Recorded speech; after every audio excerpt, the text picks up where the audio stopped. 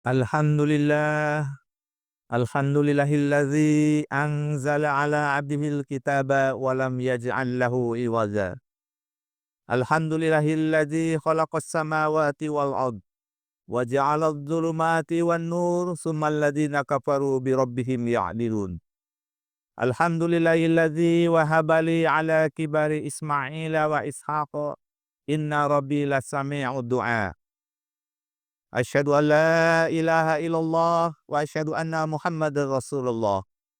Allahumma shalli ala Sayyidina Muhammad wa ala ali Sayyidina Muhammad.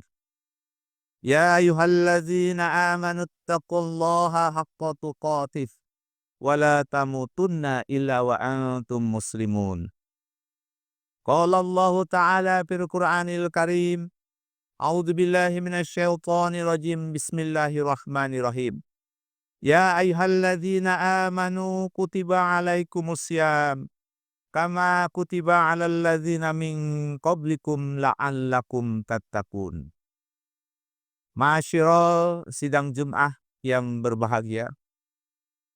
Marilah kita panjatkan puji syukur pada Allah Subhanahu wa taala bahwa pada hari yang mulia ini, pada hari yang ketujuh bulan Ramadan, kita mensyukuri diberikan nikmat iman, Islam, kesehatan, dan takwa.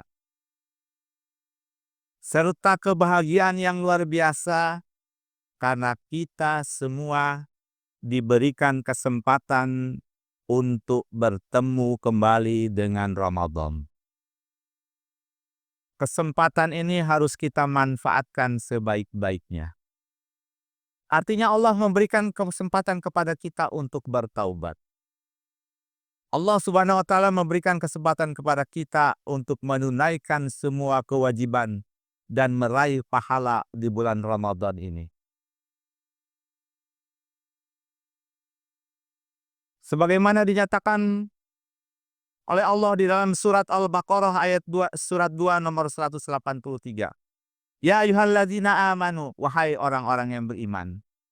Kutiba alaikumusiyam, diwajibkan atas kamu berpuasa. Kama kutiba alal ladzina min qablikum la'allakum tattaqun. Diwajibkan atas kamu berpuasa sebagaimana diwajibkan atas orang-orang sebelum kamu. La'allakum tattaqun. Ayat ini himbauan kepada yang beriman untuk menjalankan ibadah puasa sebulan penuh. Di dalam ayat ini juga sangat menarik karena Allah bukan hanya menyuruh,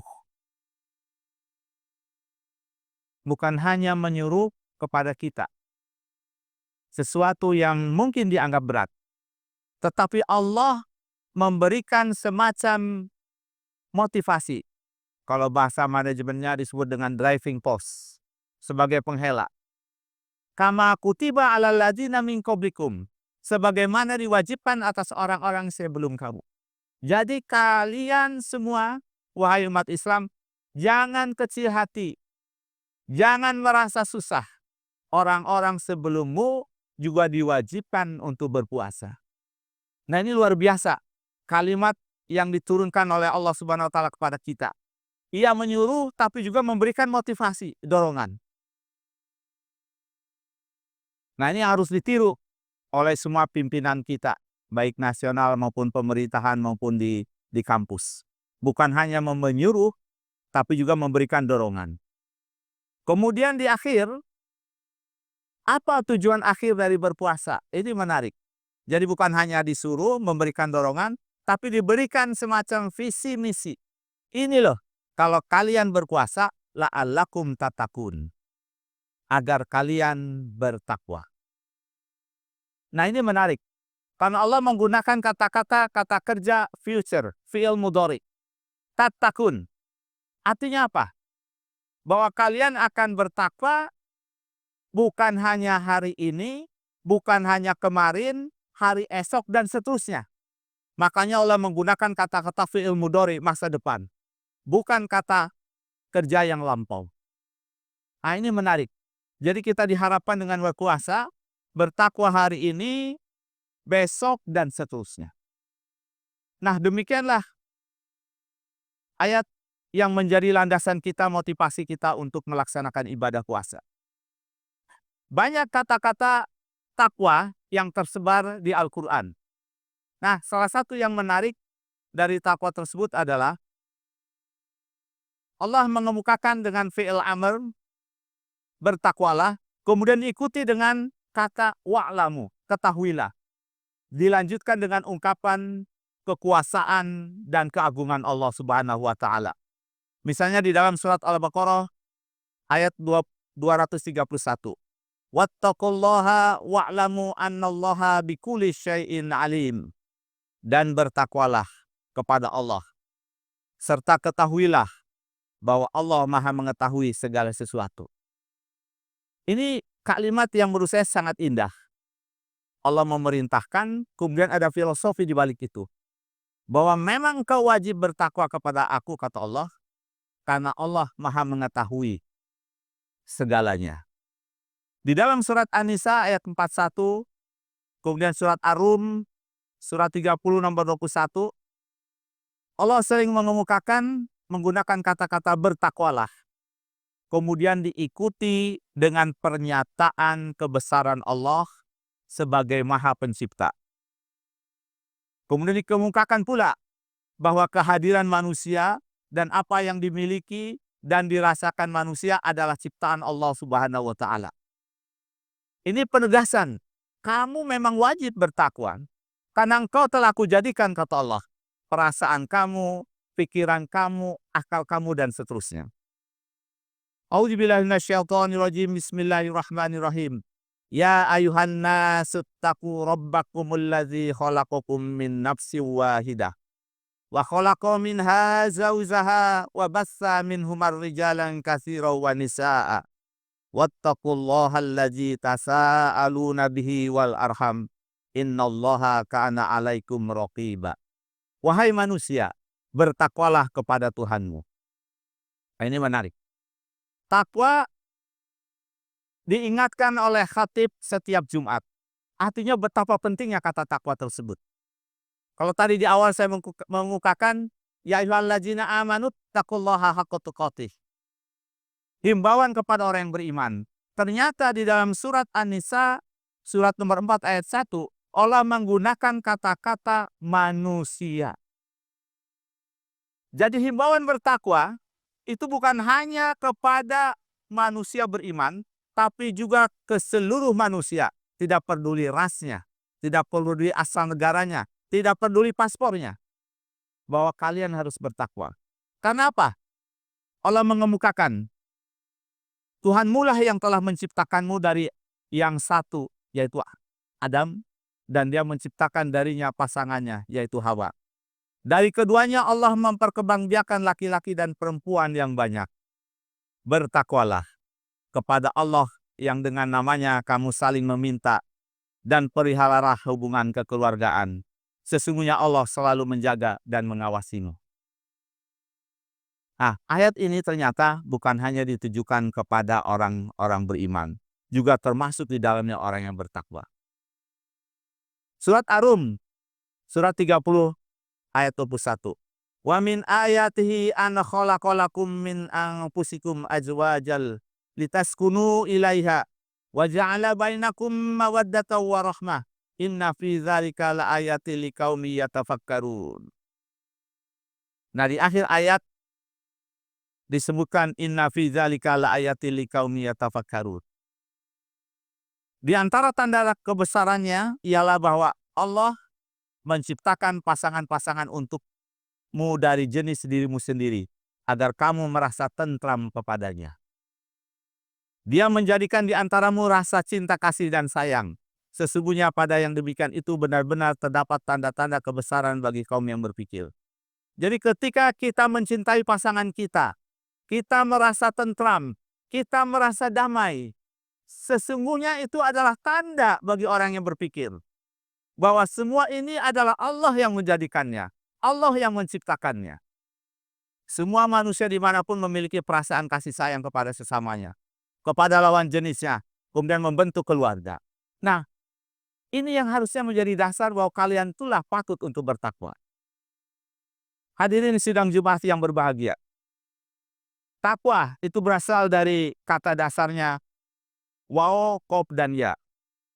Maknanya apa? Yaitu melindungi, menjaga, atau menghindari sesuatu yang membahayakan.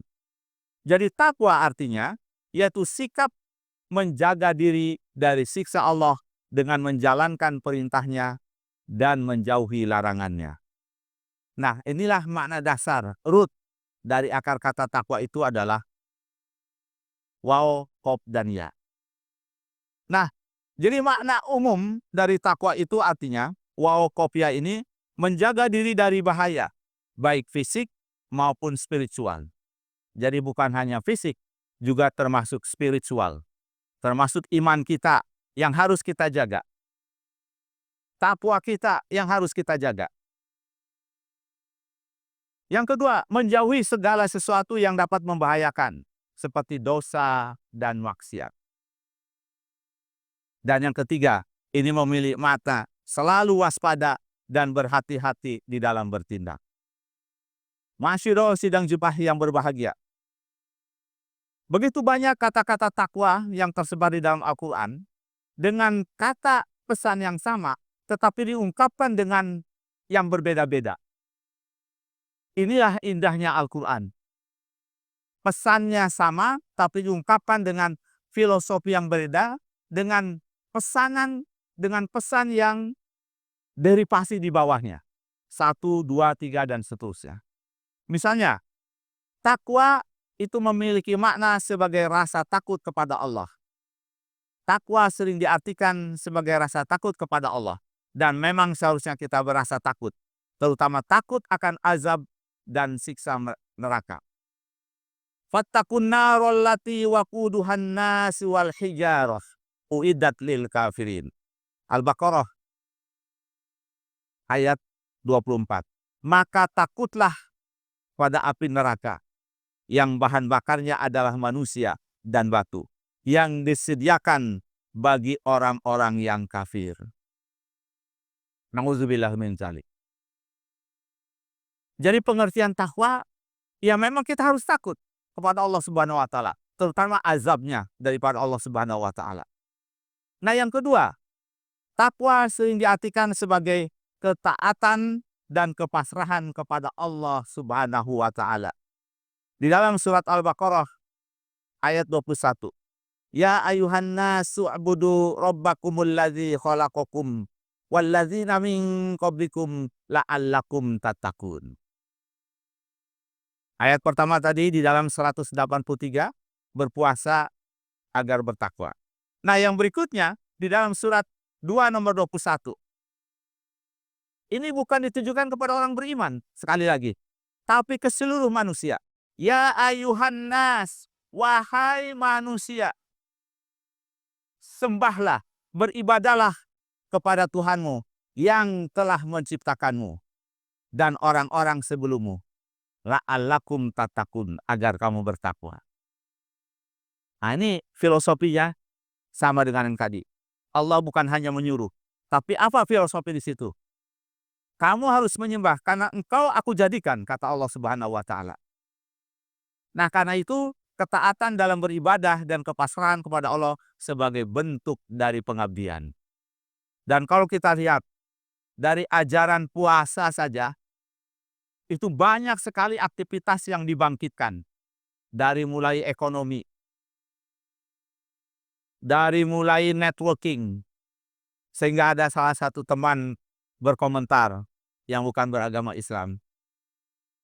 Kenapa ya puasa Ramadan itu hanya 1 bulan? Saya inginnya 3 bulan. Nah, kami dengarnya kaget juga mendengar cerita kawan tersebut. Loh, kenapa umat Islam itu kalau bisa 3 bulan puasanya? Karena bisnis saya itu begitu maju saat bulan Ramadan. Bayangkan coba. Inilah rahmatan lil alamin. Semua ajaran Islam kalau dibedah itu punya konsekuensi ekonomi yang luar biasa.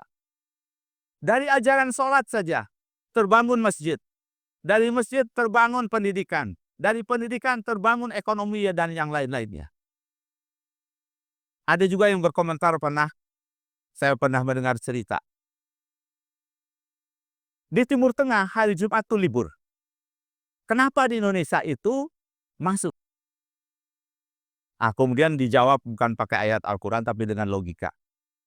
Alhamdulillah hari Jumat kita masuk kerja karena akibat Jumat itu bekerja, maka terbangunlah masjid di pusat-pusat perdagangan, di perkantoran, di tempat-tempat rekreasi, dan di berbagai tempat lainnya. Kalau hari Jumat hanya diliburkan, tidak ada kewajiban bagi pemerintah untuk membangun fasilitas ibadah. Ini menarik nih. Jadi ada hikmahnya. Nggak usah di-challenge. Justru ada hikmahnya. Karena hari Jumat itu tidak libur, semua sivitas akademika berkumpul di sini. Kita saling mengenal dan ada musik kampus. Pernah ada suatu cerita, ada seorang menteri melihat maket pembangunan kampus, ada masjid. Loh, kok nggak ada ibadah yang lain, umat yang lain, yaitu tempat ibadahnya. Pak, mohon maaf, itu kan libur hari Ahad. Kalau hari Ahad libur nanti siapa yang masuk? Oh ya, katanya. Dia senyum. Kemudian tidak terpikirkan lagi untuk membangun ibadah tersebut. Nah, jadi banyak sekali hikmahnya untuk di Indonesia ini. Nah, yang berikutnya, takwa sebagai kesadaran akan kehadiran Allah Subhanahu wa Ta'ala. Takwa berarti menyadari bahwa Allah selalu mengawasi segala perbuatan kita. Wattaqullaha wa'lamu annallaha bima ta'maluna basir.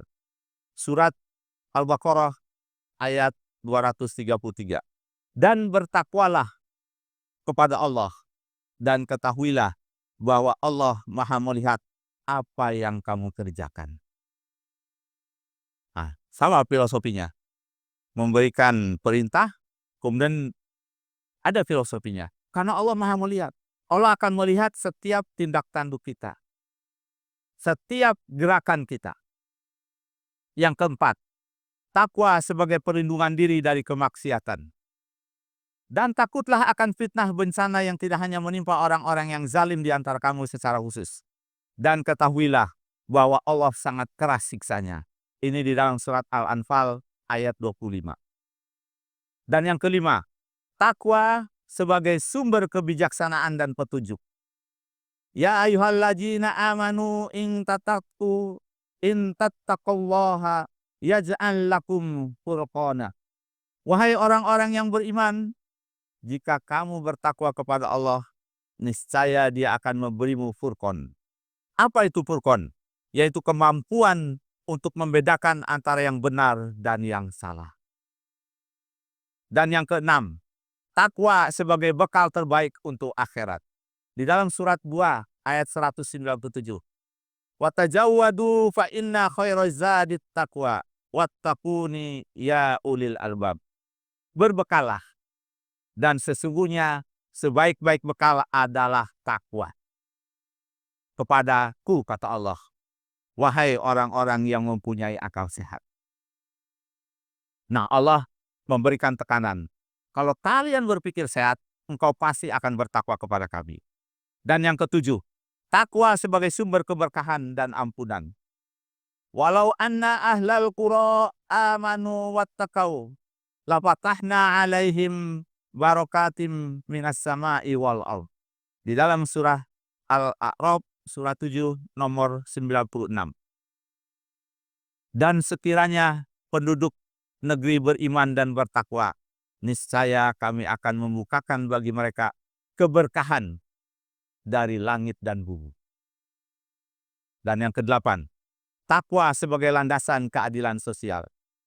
Ya ayyuhalladzina amanu kunu qawwamina bil qisti syuhada'a lillahi walau ala anfusikum wal lidaini wal aqrabin.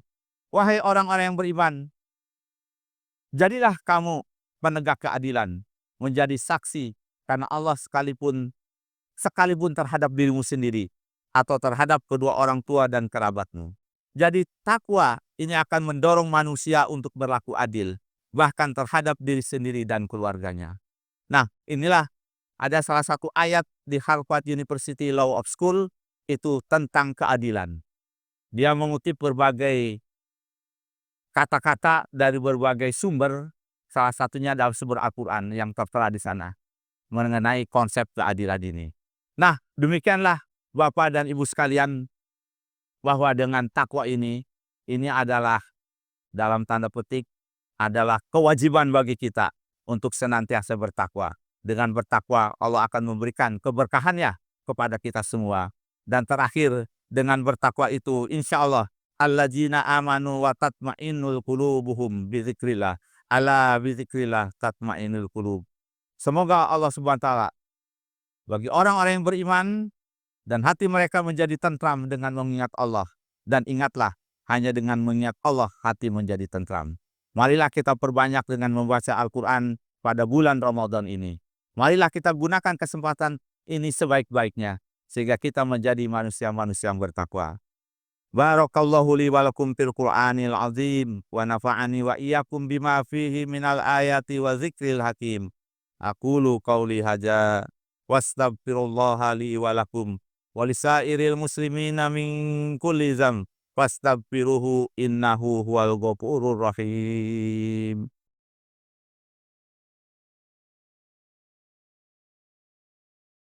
Innal hamdalillah nahmaduhu wa nasta'inuhu wa nastaghfiruhu wa na'udzu billahi min syururi anfusina wa min sayyiati a'malina.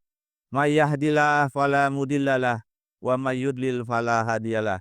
Asyhadu an la ilaha illallah wa asyhadu anna Muhammadar Rasulullah. Allahumma sholli ala sayidina Muhammad wa ala ali sayidina Muhammad. Fa ya ayyuhal muslimun ittaqullaha haqqa tuqatih wa la tamutunna illa wa antum muslimun. Hadirin sidang Jumat yang berbahagia, marilah kita panjatkan puji syukur kepada Allah Subhanahu wa taala dengan membacakan doa kepada Allah Subhanahu wa taala. Semoga Allah Subhanahu wa taala menjaga diri kita, menjadikan kita adalah manusia-manusia yang bertakwa. A'udzubillahi minasyaitonirrajim. Bismillahirrahmanirrahim. Alhamdulillahirabbil alamin. Allahumma shalli ala sayidina Muhammad wa ala ali sayidina Muhammad.